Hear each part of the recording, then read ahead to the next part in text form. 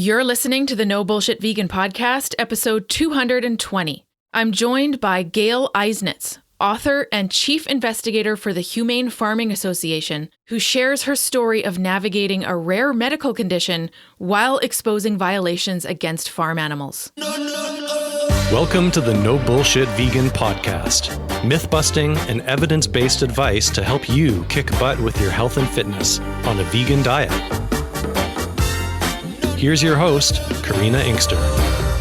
Hey, welcome to the show. I'm Karina, your go-to no BS vegan fitness and nutrition coach. Thanks for tuning in today. I just got back from a quick trip out to Ontario, Toronto area, with my husband, parents, sister, and my little 4-year-old nephew to celebrate my Omi's 100th birthday. She lives completely independently. She goes to a strength training class twice a week. She swims laps in the pool in the summer.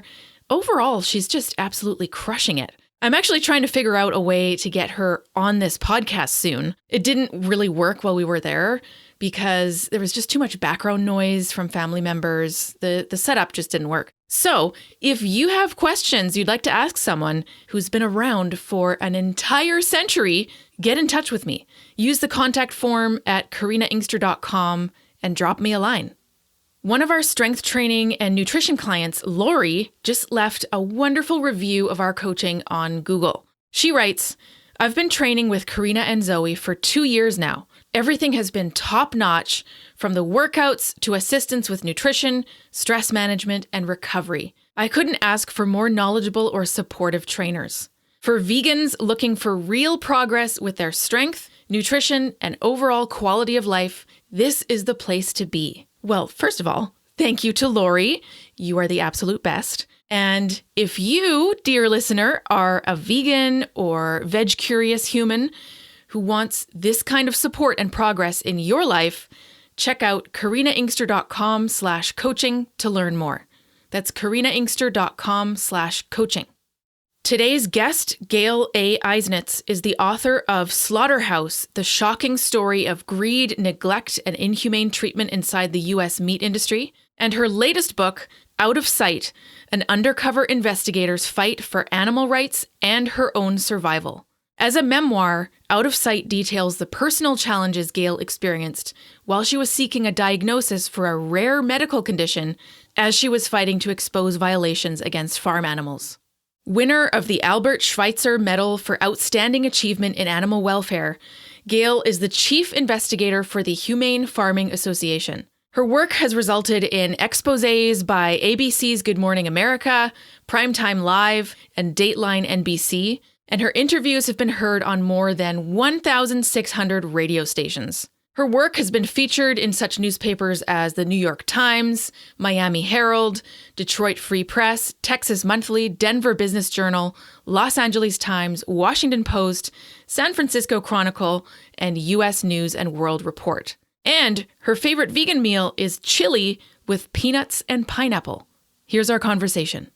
Gail, thank you so much for joining me on the show today. Great to have you here. Oh, it's my pleasure, Karina. I'm looking forward to hearing about your past and the work that you do now and your book and all the things. But the first question I ask folks when they come on the podcast and they're vegan is, what is your vegan story? And I know it's tied into all the work that you do, and it's probably a loaded question. But what's the kind of like Cole's Notes, why is Gail vegan story? Well, I've been an investigator for 40 years, and as I investigated each animal, I stopped eating them. It's as simple as that. I didn't realize how terrible things were, but as I found out, I just stopped eating those animals. So I've been doing farm animal investigations for 35 years, and so I just pretty much stopped eating what I learned about. Interesting. So was that a super long process, like over a number of years? It was over a few years. Yes. Yeah, that makes sense. Wow. That's interesting. I'm not sure I've heard that as a vegan story before related to investigations. Well, ignorance is bliss. And when you learn something, you have to stop doing it. That's a good point. Yep, absolutely. Well, here's the thing. It's a bit loaded, I guess. You don't have to stop doing the thing? Because a lot of people still keep doing the thing. What's the difference between someone like you who decided to stop doing the thing and people who know about the things but keep eating animals? I don't know. Maybe I just have empathy. I don't know. I just saw it with my own eyes and just decided to quit because it was so obviously inhumane. The things that I documented were so mind-blowing. Yeah, I do want to go into, I don't want to go into a whole episode of just the horrible things that happen to animals, but I think it's important for folks to know. So I do want to talk about that down the road. But why don't we rewind? So let's rewind to you as a kid. So young Gail, I know that you had some pretty unique challenges during your childhood. Can you tell me about those? Yeah, they were unique to say the least. Yeah. Well, I had undiagnosed obsessive compulsive disorder, and I never heard of the term obsessive compulsive disorder until I was in my 30s. So basically, I thought I was a very strange person doing these weird things, and I didn't know why I was doing them. But I also had an undiagnosed neurological disorder that wasn't established in the medical literature until about 12 years ago. So it's a visual processing problem where my world is pixelated. It looks like it's made up of dots. And that's the least of it because I've always known that. So that's not, I've always had that problem. So that's not a problem to me. But it also expressed itself by feeling like I was looking in a funhouse mirror, had dyslexia of the world. I was confused a lot of the time, and I didn't know why. And I didn't know why until my mid-60s, because I was only diagnosed 4 years ago. That's craziness. I can't even imagine. So I would think that in school, being with other kids your age, people were just like, what's going on? Like they probably didn't understand that you were perceiving the world completely differently. Right. I kept it pretty hidden because I just thought there's something wrong with me. And there was a lot of shame in the OCD. So I kept that pretty hidden. The neurological problem didn't get bad until I was maybe in my early teens. Then it was just difficult. But I didn't share about it because I just thought it was part of my weirdness until it got really bad. And it got extremely difficult to deal with when I was doing my investigations. I can't even imagine. So tell me about the diagnosis. This seems to be a new thing in the medical literature. It is. And I'm not going to tell you the name of the diagnosis because that gives the book away. Because the diagnosis comes at the climax of the book. Got it. So it's pretty exciting when I get the diagnosis. It changes my life. It totally changes my life. But it is a neurological disease, which is considered rare, and I got it. Wow. So still in your childhood days, I assume that this, you mentioned shame. I assume that this affected your social world and how you felt. Like, did you feel isolated? Did you feel alienated? Those are the two words, isolated and alienated. And I think that's what made me identify so closely with farm animals. Because I could understand their vulnerability and their helplessness and their isolation and alienation.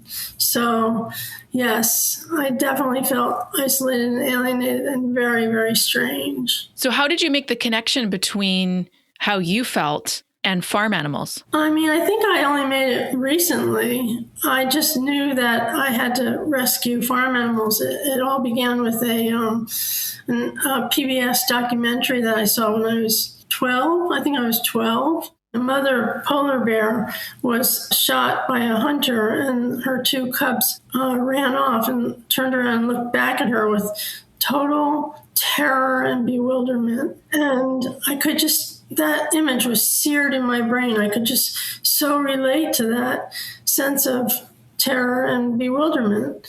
So that started me on the path. After I saw that documentary at age 12, I knew that I had to do something to rescue animals in my life's work. So what happened after? Let's do a little timeline. So you're 12, you watch the documentary, you realize, hey, I got to do something about this.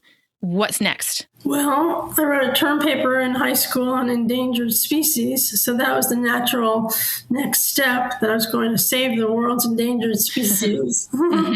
So I went to college for natural resource conservation, which I studied.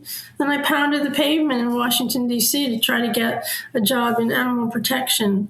And after a few years, I wrote a few articles for the New York Times that were about animal issues, and that enabled me to finally get a job in the animal protection movement. So I worked for Animal Welfare Institute at first. Then I went to the Humane Society of the United States. And then I've been at Humane Farming Association for the last 35 years. 35 years. Wow. Yeah. So you're the chief investigator there. So what does that mean? I did for many years a lot of undercover investigations and talking with people who were involved in abusing farm animals and taking affidavits and videotape and getting all sorts of documentation and then exposing it in books and articles and things like that. So. Maybe I'm a bit confused about the Humane Farming Association in general. Honestly, I don't know a ton about it.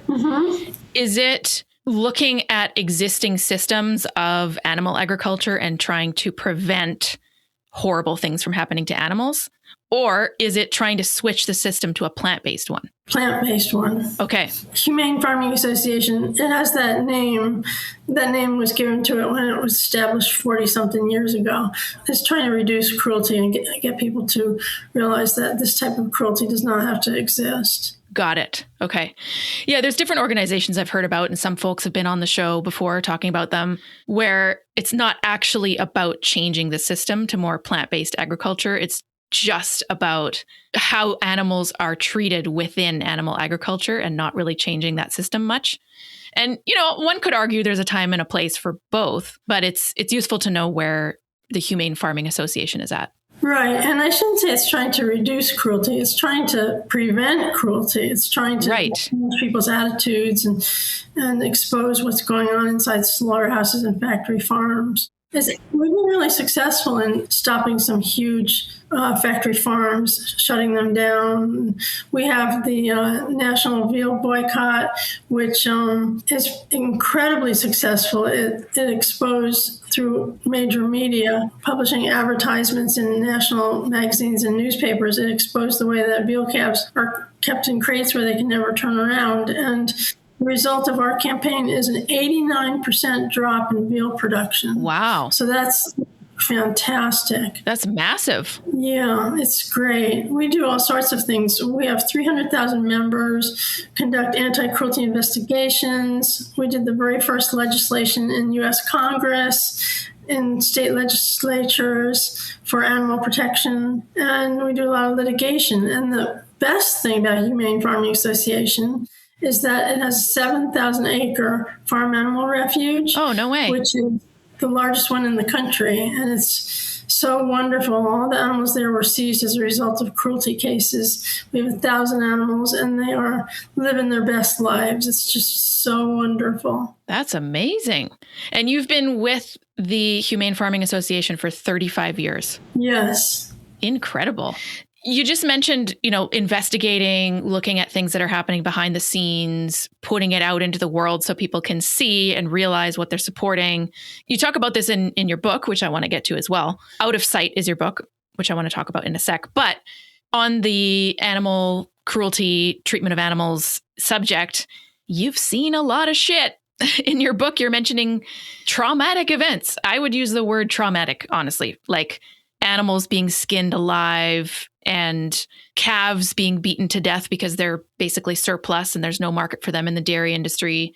Horrendous stuff. I assume that these were all violations of some animal cruelty laws, or at least a lot of them were. Yes. What does that involve? I mean, I don't know if I could do that. Yeah, you could do it if you had to, because it's something that needs to be out there. People need to know what's going on, in slaughterhouses and factory farms. You definitely did your homework, Karina, because those are the types of things that I documented across the board. Cows being skinned and dismembered while they're fully conscious, which is a violation of the Federal Humane Methods of Slaughter Act. So that's really bad. Calves being beaten to death or buried alive, shot. That's all considered unfortunately, a standard practice in the industry, which is really terrible, but it is against criminal animal cruelty statutes. So, okay, 2 questions. Number 1, what happens when you document something like this? Do things change? Well, we've had quite a number of successes. I mean, so that's like really great, but it's been extremely difficult. I mean, I worked with the media and I worked with prosecutors, and in almost every case, the media and prosecutors are captured by big agribusiness. Right, of course. So I worked with the media, the 3 major networks in the United States, and they worked with me for many months. Some of them came out in the field with me documenting the violations. And then in every instance, they killed the story because they thought it was too disturbing for viewers to watch. So that was very discouraging. No kidding. And I worked with prosecutors, attorneys general in like 6 states where we provided the most incredible evidence, videotaped evidence, still photos, worker testimony. In one case where things were completely out of control at a hog factory, we provided 800 pages of worker testimony to the attorney general in that state. That was in South Dakota. And the violations were so obviously against the law. They were so horrendous. And yet the attorney general decided that it was a model plant after he did an announced inspection and gave them weeks to clean up before he came. Oh, my goodness. It can be pretty frustrating. I can only imagine. Well, on that kind of frustration level, my other question about this, witnessing experience is, how do you mentally deal with watching these traumatic events? By suppressing it. At least you're honest. That's been my life's journey, to learn how to feel my feelings. And that's what is in the book Out of Sight, is that journey, how I suppressed or repressed my feelings throughout all of my investigations until we get to the end of the book, and all of a sudden it becomes clear that I've been doing that and I need to feel, and I can feel, which is really a great relief. Mm-hmm. Yeah. Interesting. Well, tell me about your book, Out of Sight. Such a great title, by the way. It means many things on many levels. Mm-hmm. But what's the story? Why did you write it, and what has it done for you? Well, my first book is called Slaughterhouse, and it was a nonfiction expose of violations in federal meat inspection, USDA inspected plants. That was a very successful book, both in that a lot of people read it, and also that it enabled me to get a front page story in the Washington Post about violations inside USDA inspected slaughterhouses. And that article was extremely successful because Congress read it, and Congress freaked out and realized that the Humane Methods of Slaughter Act, which had been on the books for 43 years, had been zero budgeted, which means it had gotten no funds to enforce it. Wow. So after that article came out, Congress allocated millions to enforce the Humane Methods of Slaughter Act. Not that they're doing a good job of it, the USDA, but at least there's money to do something. But anyway, my second book, Out of Sight, I decided to write as a memoir so that people would want to read it. And it's interspersed with violations, but it's really the story of my struggle with my visual processing problem to do these investigations. And I persisted in doing the investigations, but I got sicker and sicker as I was doing them. And that story is told in Out of Sight, and it has a positive conclusion because at the climax, as I said, we find out what's wrong with me. And that's a very wonderful thing because it was a great relief to know that I wasn't crazy. That must have been an incredible moment. Yeah, it really was. Did that happen with OCD as well? You mentioned you didn't really know until your 30s about that. OCD wasn't a big thing when I was a child. I went to doctors to find out why I was doing these strange things, but nobody seemed to know. Maybe it existed, but nobody seemed to know about it back then. In my 30s, when I found out about it, it made sense to me, but it wasn't like a relief. It was just like, oh, that explains it. Right. Well, sometimes having a label is helpful. Yes. I mean, not everyone is into putting themselves in a box, depending on the context. But, I have friends who later in life were diagnosed with things like ADHD or autism.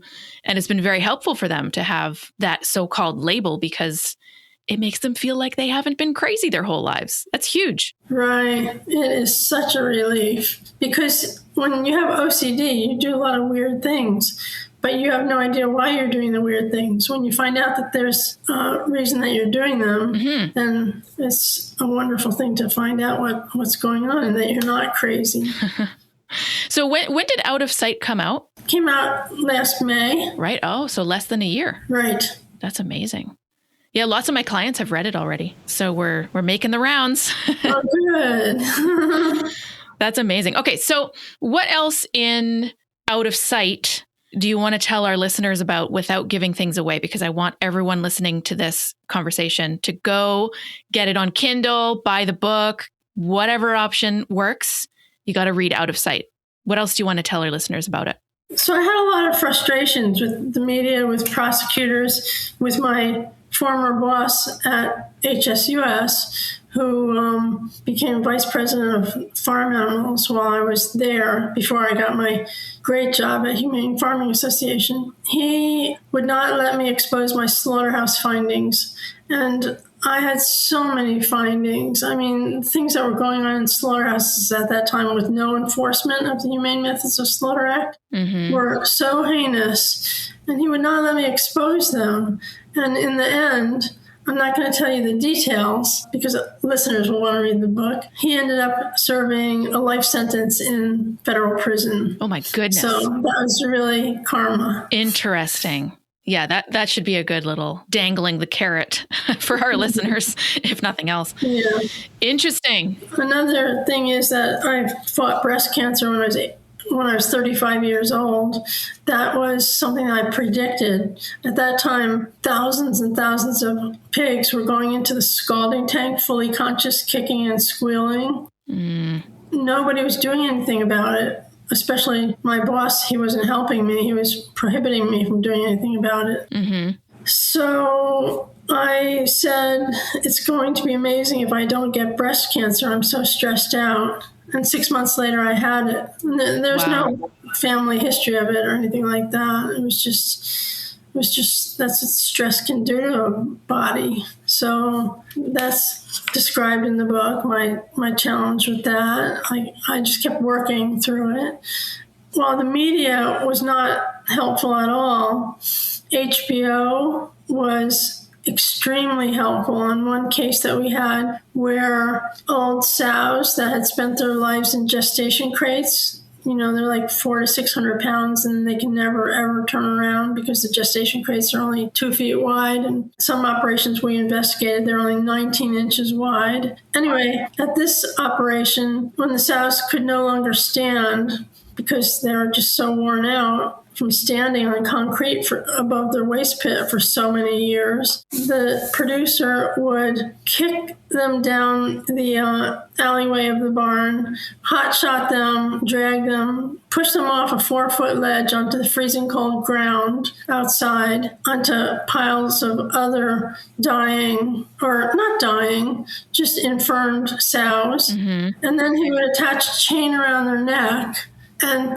fasten the other end of the chain to the tines of a forklift. And then he would lift the fork and the sows would be dangling for 5 minutes until they were thrashing and struggling until they finally suffocated under the weight of their own bodies. And HBO, unlike the networks, wasn't afraid to air that because we were able to get videotape of that happening. And HBO did an 1.5-hour long documentary called Death on a Factory Farm, which aired repeatedly 19 times in the first month and then for months thereafter. Wow. And it was wonderful because finally the media was stepping up to the plate. And it was just really wonderful that they aired that. A lot of people had a window into what goes on behind the closed doors of factory farms with that documentary. I bet that changed a lot of minds.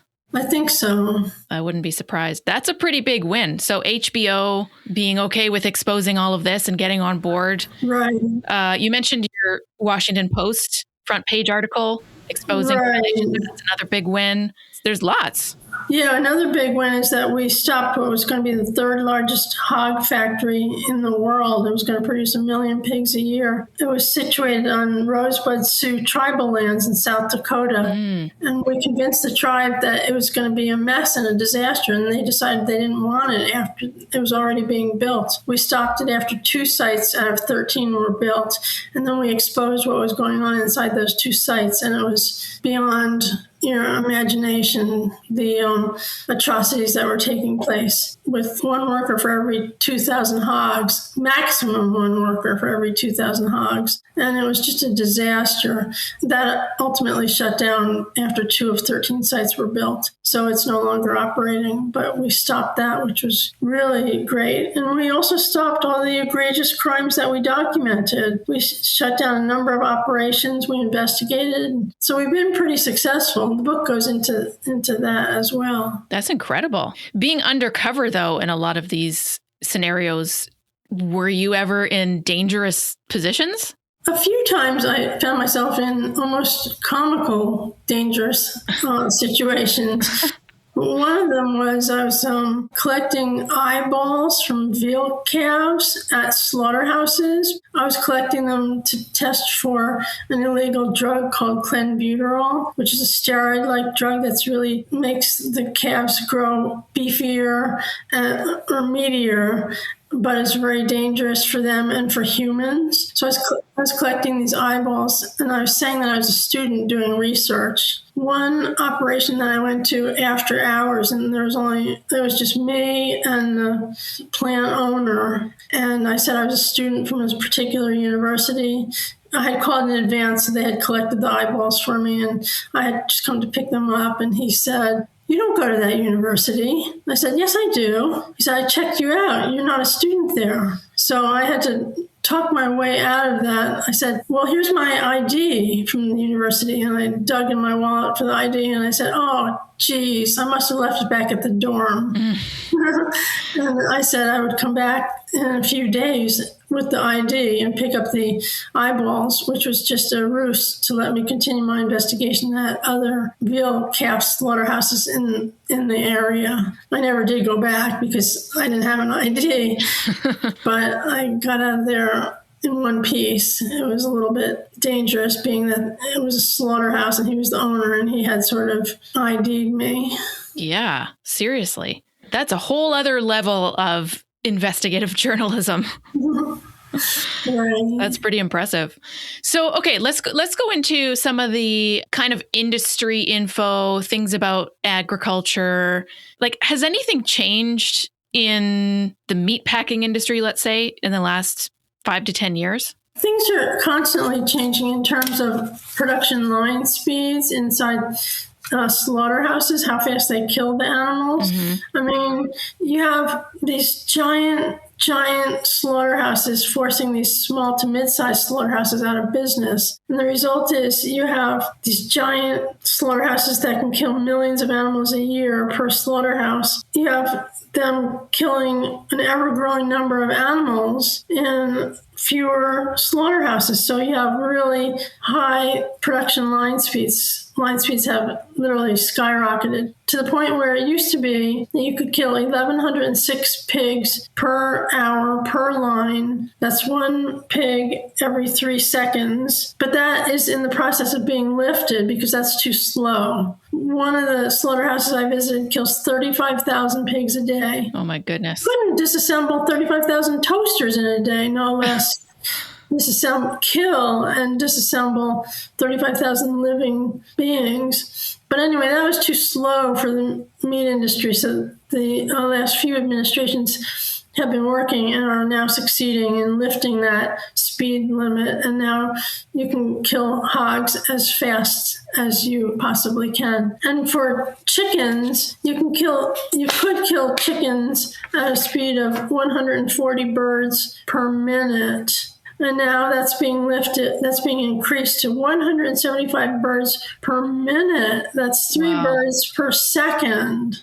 So with these increased line speeds, a minute of downtime costs hundreds or thousands of dollars. So the line does not stop for anything. It doesn't stop for injured workers, doesn't stop for contaminated meat, and it definitely doesn't stop for slow, uncooperative, or improperly stunned animals. So does that mean things are going to get worse? To me, it looks like yes. For the animals who are not necessarily properly rendered unconscious, as is required by Humane Methods of Slaughter Act, and also for the workers who have to perform 10,000 cuts an hour. It's ridiculous. Is the organization that you work with, or are there like other large-scale changes happening? I don't know what else is out there. Is there anything that's looking specifically at line speeds and what that means for the animals? Yeah, we did sue the USDA with Food and Water Watch a few years ago to stop that increase in swine slaughter line speeds. Mm-hmm. And so that was the Humane Farming Association? Yes. Okay. But unfortunately, we didn't win that lawsuit because the industry is so powerful and the industry lobby is like no other lobby. It's a multi-billion-dollar industry, and it's virtually impossible to win against an industry that wants to increase line speeds. Are there large-scale cover-ups? You mentioned that earlier in our conversation with I think it was the governor. There was a governor of Washington. Maybe that was in your book that I read that. Yeah. But yeah, tell me about some of these larger scale, to this whole point of, well, of course they're going to cover things up because all they want to do is make money. What have you seen in terms of cover-ups? Yeah, it was really, really, really discouraging to see the corruption in the state of Washington, where we exposed the fact that thousands and thousands of cattle were being skinned and dismembered while they were fully conscious. So I got affidavits from the people that were doing the skinning saying that they were skinning and dismembering cows alive. So we took that to the Attorney General. She didn't want to have anything to do with it. So the governor became involved, and he impaneled a task force of the State Department of Agriculture and the Attorney General. She was forced to get involved. Mm-hmm. And the police, the state police, was so ridiculous. And we had so much evidence. We had video evidence of 100 violations taking place in 3 hours. And that was all sorts of violations, including animals being skinned and dismembered alive. And the governor's task force determined isn't the right word, alleged that the video evidence was manufactured. Oh, come on. Orchestrated it all for fundraising purposes. So it was incredibly disheartening. Fortunately, the superintendent and the managers were fired. The slaughter area was completely reconfigured. So, it's funny that they had to do all these improvements when there was supposedly nothing wrong. I'm completely surprised that they thought it was manufactured. What, they thought it was like AI or CG or something, like from the movies? I don't know. It was just ridiculous. It was a complex issue because we were trying to get immunity for the worker who shot the videotape, and in the process, they claimed that we manufactured the evidence. And it was just so ridiculous. But anyway, we didn't get immunity for the worker. He went public anyway, risked his job and everything. He just wanted to get the information out there. They were sick. Those workers were sick and tired of skinning and dismembering cows alive. I can't even imagine. They said so on a national TV program. 12 of them sat there with their faces exposed with our whistleblower attorney protecting them, saying we're tired of skinning and dismembering cows alive. The camera operator got it all, and it was great. And then the network killed the story again, saying it was too disturbing for people to watch. They might change the channel while they're eating their dinner. Right, because it's about viewership and not actual stories. Right. At that point anyways. So how do you deal with all of this frustration, and you just keep doing amazing work, and you're writing books and, working with the Humane Farming Association for decades? You don't stop. You're basically a powerhouse. But how do you deal with all of these frustrations, the cover-ups and people saying, no, you made that up when obviously you didn't. And just, the fact that slaughtering animals is still a thing in 2026. How do you deal with all of that? Yeah. I mean, I think for a long time it made my neurological problem, my visual processing problem worse until I could barely function. I could barely function. I eased up a little bit, and I have a spiritual program that I practice, which keeps me grounded, and I try not to take it so personally. I'm not that 12-year-old who thinks she's going to save the world anymore. But I just plug along and try to document and expose. And that's why I've written those 2 books, because I really want people to find out what's going on and to share, especially my latest book, Out of Sight, to share it with family members and friends and everything, because it was written as a memoir so that mainstream readers would want to read it, so that it wasn't just, it's not a litany of horrors. It's what people are calling a thriller and a medical mystery and all sorts of stuff. There are a lot of great reader reviews on Amazon, but there's this one that says a lot, but I'll just read you 2 sentences from it. It says, find this book. This book reads mostly as a thriller, a suspenseful medical mystery woven into the heroic tale of Gail Eisnitz. And it goes on and on. She says, warning, you will not be able to set her life story down. And there are so many reviews on Amazon.com that say that people couldn't put the book down. So that gives me hope. Mm-hmm. This is interesting. So it was a conscious decision to formulate the book around your own story so that it connects with audiences, and maybe so that it would be published and distributed super widely. So you made that decision specifically so that more people would be exposed to the animal side of things. Exactly. Yeah, I wanted it to be something that people would want to read, not have to read. Smart. Okay, so this reminds me of a personal experience, even though it's nothing like your own memoir and what you've gone through and the work that you do. This is like 0.0001% of that. But it's the same kind of decision. So I had the opportunity to do a TEDx talk. And of course, it was about veganism. Of course. I have some reservations about the TEDx world, but it was a good opportunity. It's an audience of 1,000 people I never would be in front of, and I'm talking to them about veganism. So sure, of course I said yes. Here's the thing though.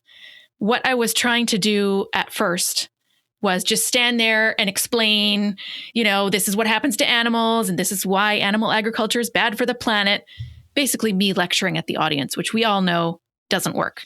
So it ended up being a story about my life. When I was 11, now I'm 16, now I learned this thing, I had to change. Now I'm 20, now I'm 30, and I learn about the environment. Now I'm turning 40. So it became a journey.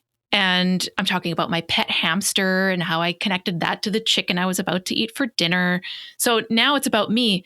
But the whole point was to take the audience on that journey and make them think about their own pets and their own choices and things they've learned. So it's very similar intentionality, I guess would be the word.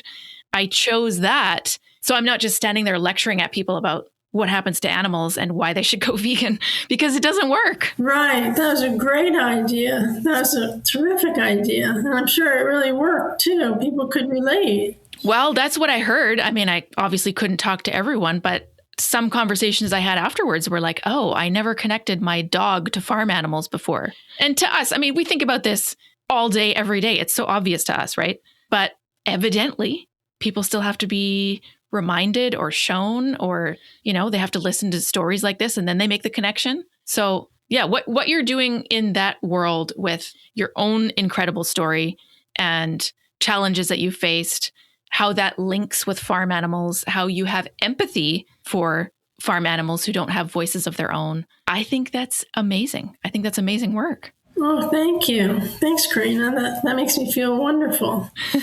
Well, Gail, if there's one or two things that you want our listeners to take away from our conversation, what would that or those be? Well, let's see. One thing that I think is particularly interesting is that this is just a little factoid that I think is really telling. 55 years ago, humans slaughtered just over 10 billion animals, farm animals, annually worldwide. And today, 55 years later, we kill just about 10 billion farm animals annually in the United States alone. Oh, wow.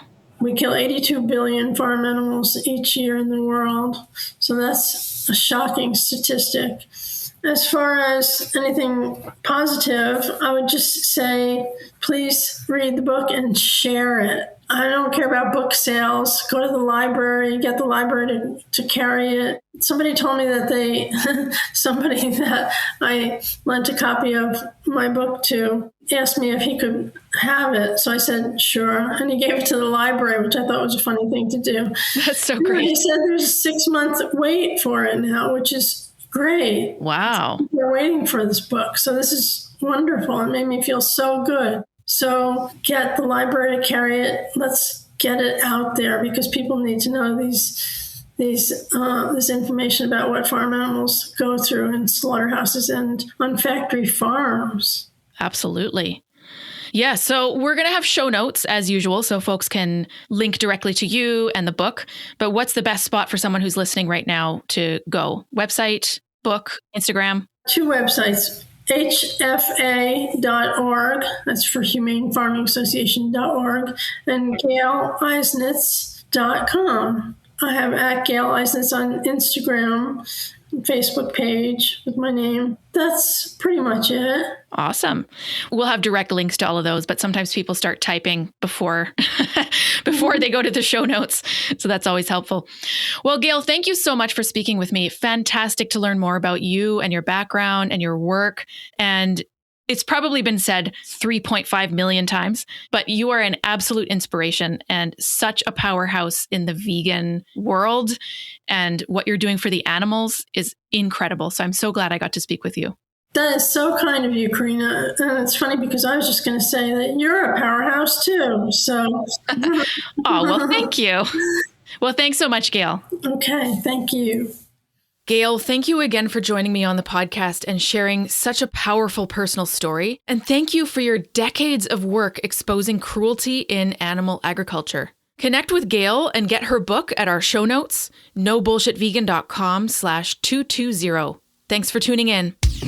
Thanks for listening to the No Bullshit Vegan podcast at nobullshitvegan.com.